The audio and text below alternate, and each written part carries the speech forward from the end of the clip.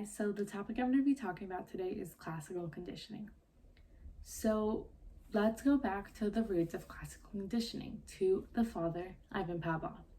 Does that name ring a bell?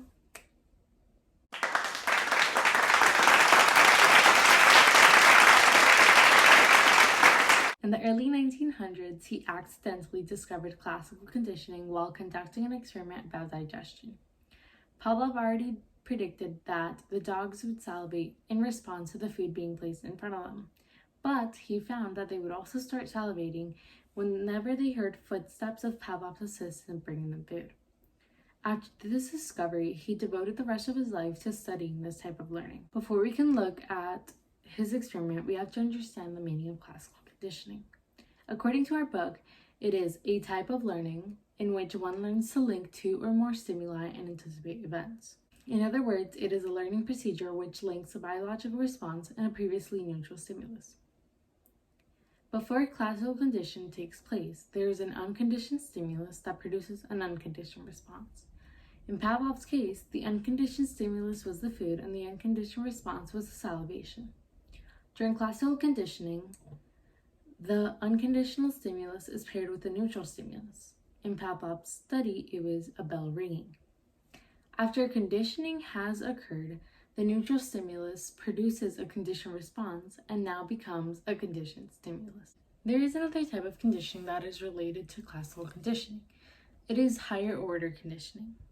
Higher order conditioning is a process in which the conditioned stimulus in an already done conditioned experience is paired with a new neutral stimulus. An example could be a light being paired with the tone of a bell ringing. This would mean that Pavlov's dogs would now salivate as a conditioned response to the light. Now let's talk about some terms related to classical conditioning. First up is acquisition. Acquisition is the moment learning occurs. This refers to the period of time when the stimulus comes to evoke the conditioned response. In Pavlov's study, the acquisition period is when the dogs began to salivate at the sound of the bell ringing. Another term related to classical conditioning is extinction. Extinction is the diminishing of a conditioned response if the conditioned stimulus is presented enough times without the conditioned stimulus. If the bell was rung enough times without the food being presented, Pavlov's dog would stop salivating at the sound of the bell. Pavlov found, though, that after several hours elapsed, if he would ring up the bell again, the dogs would begin salivating at the sound. This is called spontaneous recovery. When this happens, the conditioned response may come back, though at a lesser strength. Generalization is another aspect of classical conditioning. Generalization refers to when a stimulus similar to the conditioned stimulus elicits similar responses.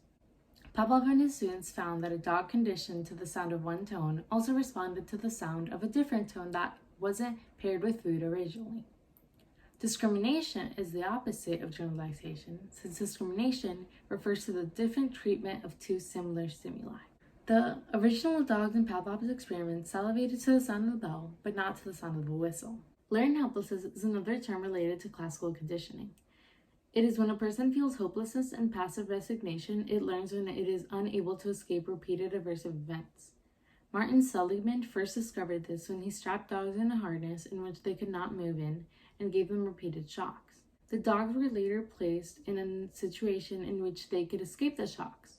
The dogs simply cowered, seeming helpless. This feeling of learned helplessness is a major factor contributing to depression. Taste aversion, sometimes called the Garcia Effect, can also be part of classical conditioning. This occurs when a person becomes sick after trying a new food.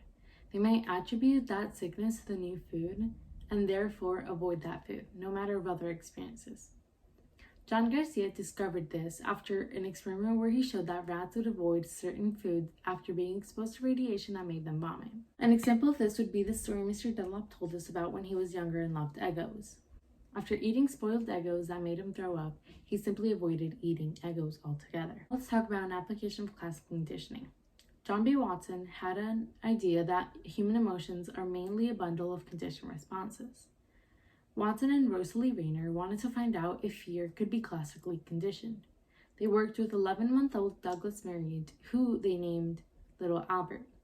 Like many other infants, little Albert was scared of loud noises. Little Albert, though, was not scared of White Rat. The experimenters paired the noise of a hammer against a steel bar behind little Albert's head with the White Rat.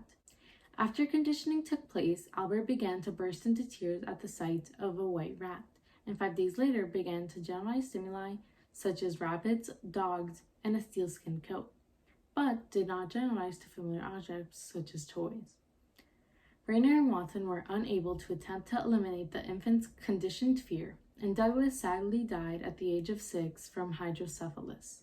Thank you for watching. I hope you learned something. Please stay home and stay safe.